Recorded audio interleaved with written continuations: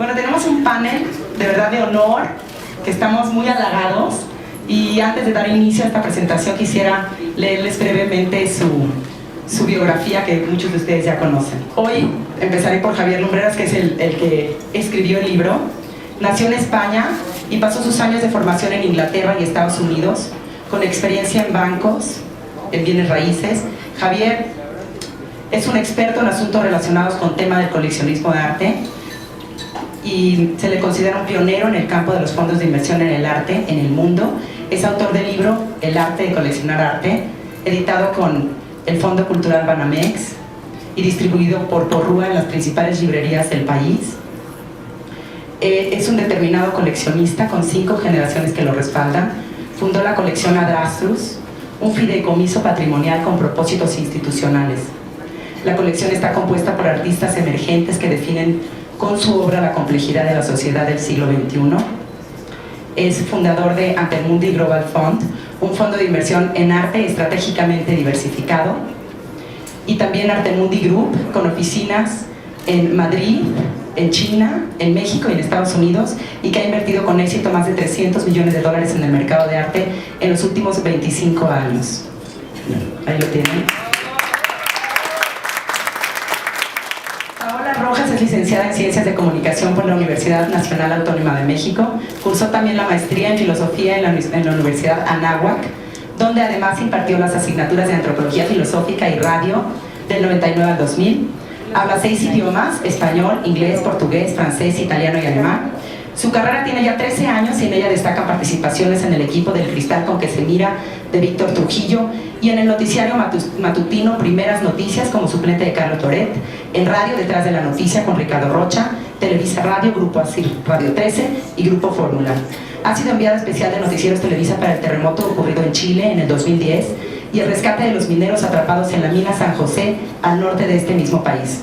Paola Rojas es conductora titular del informativo de mediodía Paola Rojas en Fórmula, de Radio Fórmula, y a las 3 de Televisa, que se transmite diariamente por Foro TV, y además es una gran amiga.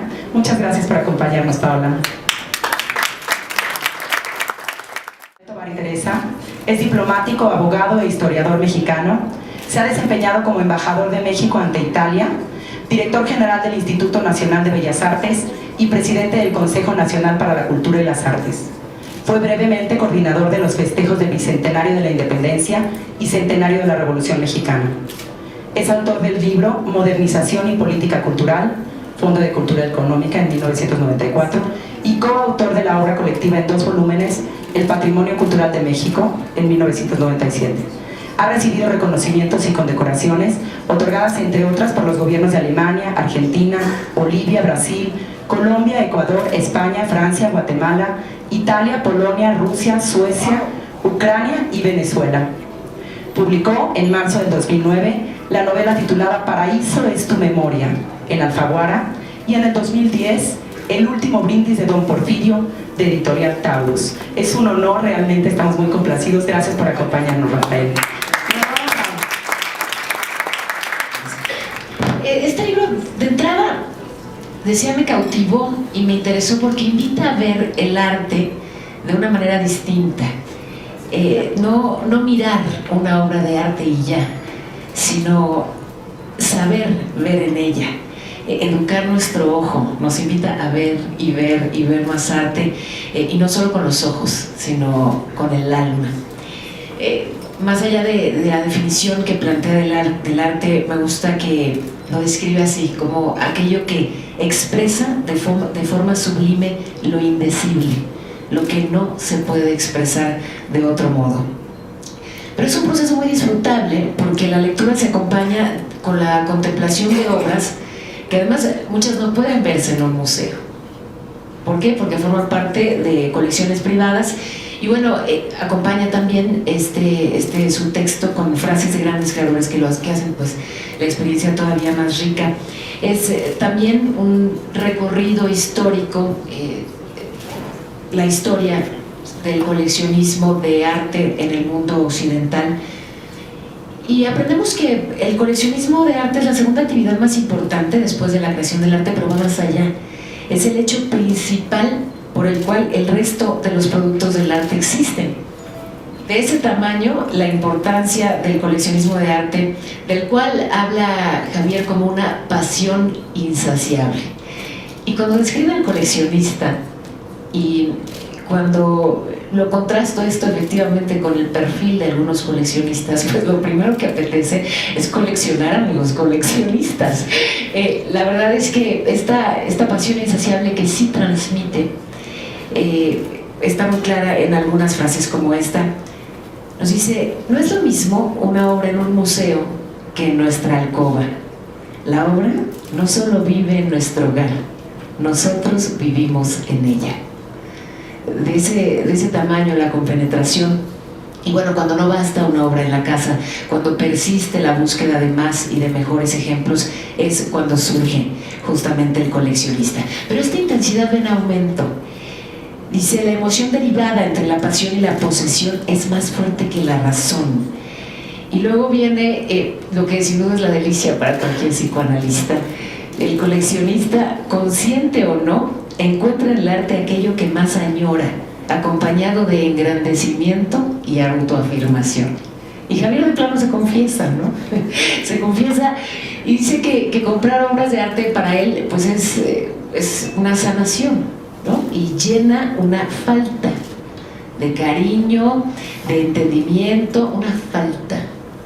Y eso es lo que forja al coleccionista. Cuando se logra poseer una pieza, sí, hay esa satisfacción, pero las carencias inconscientes reaparecen en busca de otro objeto que la satisfaga. Y ahí está esta cadena y esta pasión insaciable que genera el coleccionista. Incluso es una recarga física y emocional asociada a nuestra infancia, un sustituto simbólico de seguridad y gratificación. Y bueno, hay quien ante ello acude a terapia, hay quien opta por una segunda vía, que es justamente la de coleccionar arte, la cual tiene varias ventajas, pero hay una muy interesante sin duda. Se trata también de una inversión. Este libro habla de los enormes intereses económicos que hay en torno al arte, y aquí retomo esta frase que ya citaba junto con, cuando estábamos aquí hace unos instantes. Nos dice, me encanta: si bien el valor subjetivo del arte es el valor ganador, el cuantitativo es secundario pero semifinalista. Y bueno, destaca que invertir en arte es una oportunidad de invertir en algo agradable, portátil, una inversión emocional, cultural, financiera, en fin, que las ventajas son muchísimas y todas las enumera, pero habla también de la otra cara del arte y sobre todo el coleccionismo de arte. Las intrigas, las preocupaciones, los desafíos, las rivalidades, incluso los delitos, como los robos, como las falsificaciones. Resalta los principales crímenes a nivel internacional y bueno, pues los relacionados con el arte están entre los primeros: el tráfico de armas, de droga, el lavado de dinero, sin duda el tráfico de personas, pero también entre ellos el tráfico de arte. Y ahí yo solo de pensar los muchísimos casos en los que las compras de arte estarán sin duda también relacionadas con el lavado de dinero, ¿no? Sobre todo cuando existe una legislación pues tan laxa como mi imaginación, deben ser muchos los casos. Y la verdad es que me hizo pensar en el efecto que esto puede tener en lugares tan lastimados por la violencia como nuestro México, ¿no? Y lo sanador que puede ser el contemplar arte para quienes hoy viven o sobreviven en algunas regiones del país, pues como les digo, verdaderamente atormentadas por la violencia. Pienso en el arte no solo como una vía para llevar alivio, sino para incluso formar parte de este proceso tan importante de la reconstrucción del tejido social. Dice Lumbreras: los cuadros pueden conducir a la cohesión social porque todo el mundo encuentra en ellos lo que busca. Y bueno, me parece, Javier, que si de trascendencia se trata, pues con esta obra lo has logrado. De verdad que gracias por este legado, por la oportunidad de estar aquí y felicidades nuevamente.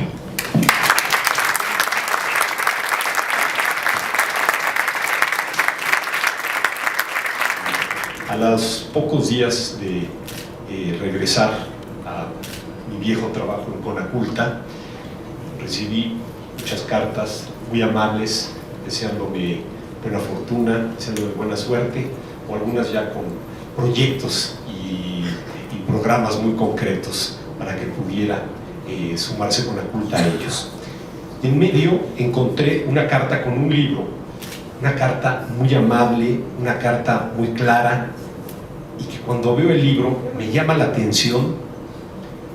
Y la verdad, no tenía yo el gusto de conocer al autor, a Lorena sí, y dije, este es un tema que es fundamental en estos años, y voy a aceptar con mucho gusto presentar el libro, porque eso me va a obligar a leerlo para ser serio y poder decir algo en torno al compromiso que uno adquiere al presentarlo, porque es un elemento fundamental de nuestra época, entender el coleccionismo, entender que el ciclo histórico de las colecciones públicas se va cerrando y que son las colecciones privadas las que van a ir ocupando ese papel, por lo menos en el futuro inmediato. Y hay que entender la psicología del que colecciona, el mercado del arte y todos los derivados que de ahí surgen cuando alguien adopta esa relación con el arte, que es el coleccionismo, esa suma de pasión y saber.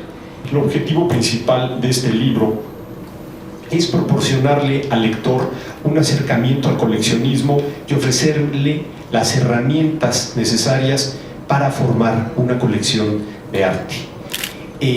Una época en la que el arte de nuestra propia época es uno de los motivos de las grandes colecciones.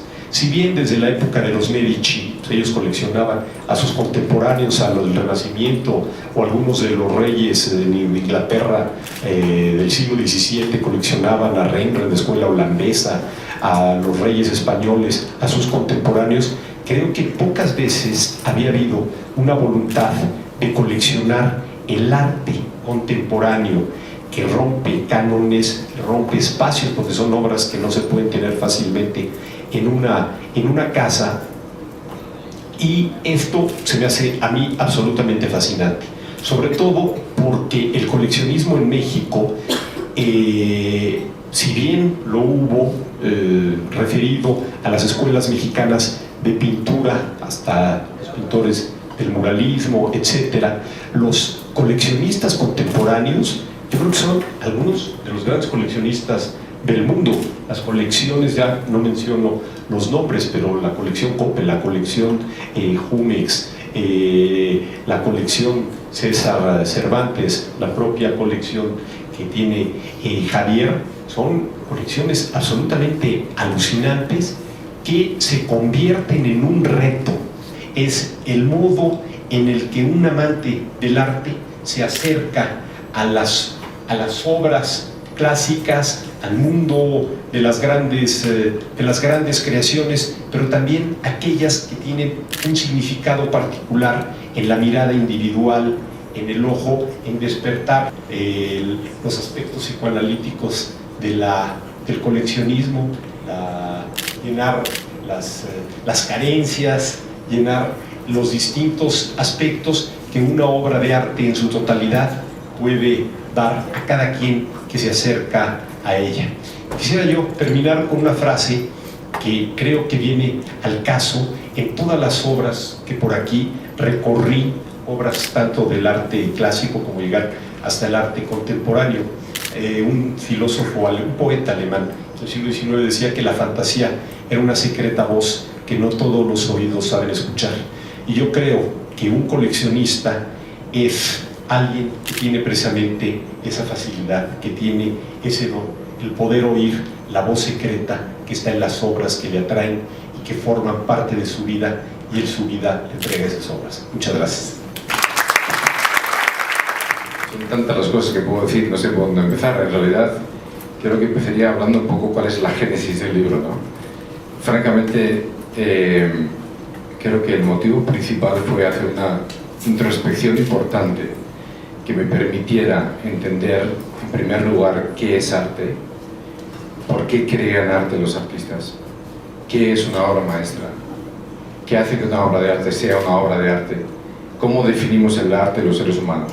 ¿Por qué es tan importante para nosotros desde el punto de vista emocional? Sí, efectivamente, también existen otros valores, pero efectivamente creo que le doy más importancia a la parte emocional del arte. Es muy importante desde el punto de vista del coleccionismo, como acaba de decir Rafa ahora mismo, todas las razones emocionales, intelectuales, financieras, de legado y que el coleccionista en realidad practica en toda su amplitud con el propósito de descubrir, con el propósito de participar en un diálogo con la sociedad, que es un diálogo abierto, es un diálogo constante. La obra de arte no es una obra que se colecciona simplemente por el propósito de tener algo bello en casa. Dice Platón que el arte no es algo agradable y desinteresado, sino fundamentalmente peligroso, porque se asoma a los abismos de la existencia. Con eso lo que quiero decir es que cuando vean una obra de arte, no piensen que están viendo un objeto bonito. Lo bonito, lo feo, lo decorativo, el gusto, el no gusto, son cosas que se educan. Realmente no hay objetos feos, porque incluso en el feísmo hay cosas bellas. O sea, en el mundo del arte se puede hacer una bella representación de un objeto que pueda ser feo. Ya lo hace Goya con sus pinturas de disparates y, en fin, Saturno devorando a su hijo, que es una de las primeras pinturas que a mí me emociona cuando entro en el Museo del Prado con 5 o 6 años de la mano de mi tía María Cruz. Bueno, en fin, el libro es una introspección donde quiero entender todas esas cosas. Además quiero conocer los mercados, cómo se mueven, finalmente cuál es la historia, cuál es la participación de los museos y llegando hasta cómo tenemos que conservar, enviar, cuidar, catalogar. La primera parte del libro, que es un poquito más densa, que la parte intelectual, trata temas que son fundamentales, ¿no? Para que una obra sea una obra de arte, por ejemplo, esta es una de las definiciones, que son 5, yo trato, pero en realidad les diría una muy corta, les diría, ¿qué es arte? El arte es...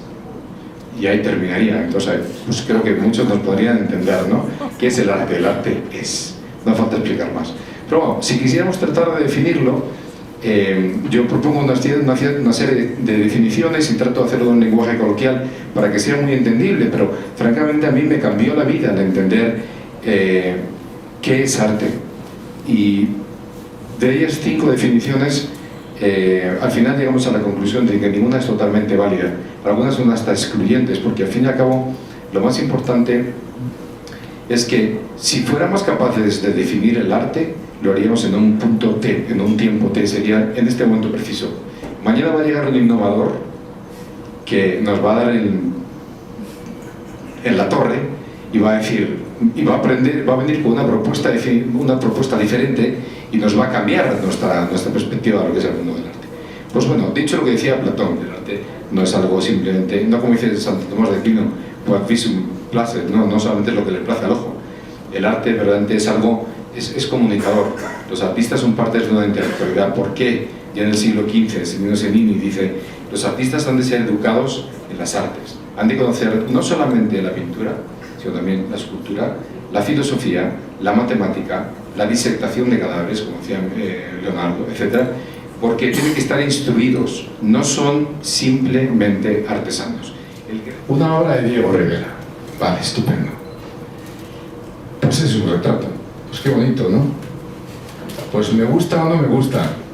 Pues la verdad es que me parece una de las frases de peor gusto del mundo, es decir, me gusta o no me gusta. Es una frase absurda, con perdón. Pero cuando vemos una obra de arte no estamos diciendo me gusta o no me gusta, porque eso no significa nada.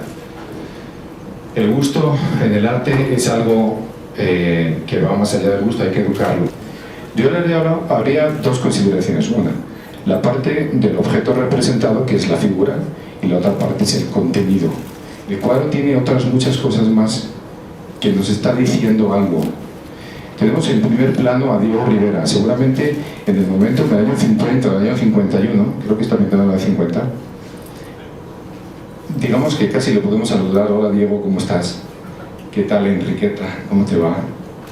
Son dos personas que están participando en esta escena. Entonces quiero que jueguen con su imaginación, porque el arte es para jugar con la imaginación y para tener un diálogo. Entonces en ese momento vemos efectivamente, sin entrar en el análisis técnico, estético-técnico, ni en la técnica enterizada, que sería el óleo en este caso, ni si son planos lineales, etc. Bueno, es una complicación un poco más que creo que tiene menos sentido. Lo que quiero decirles es algo que sea mucho más emocional. Y del tema emocional me refiero a lo siguiente. Vemos una figura. Sabemos que Diego Rivera la está pintando. Ya somos varios en la sala, pero más que no esperaban. Aparte de eso, sabemos que seguramente ella no era una persona fácil. ¿Por qué lo digo? Porque conocimos además a su hija, que el retrato de Ketita está en el Club Industrial de Sala Entrada. Bueno, ella nunca dejó que Diego Rivera la pintara, porque decía, quiero que pinten a Ketita, el día que pintes a Ketita me pintas a mí.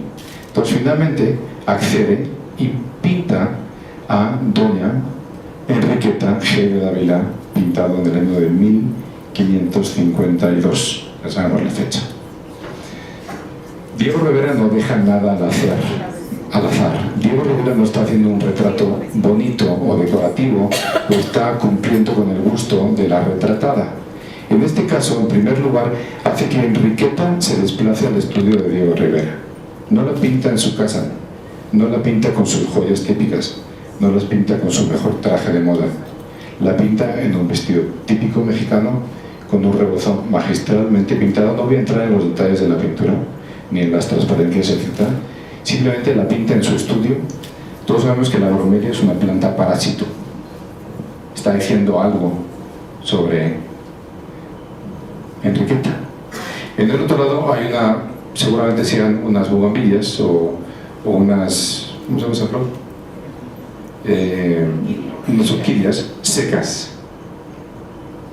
Las orquídeas están secas. Diego Rivera de nuevo nos está diciendo algo. Más allá vemos que Enriqueta lleva un rosario. El rosario además tiene la cruz a la altura de sus partes genitales.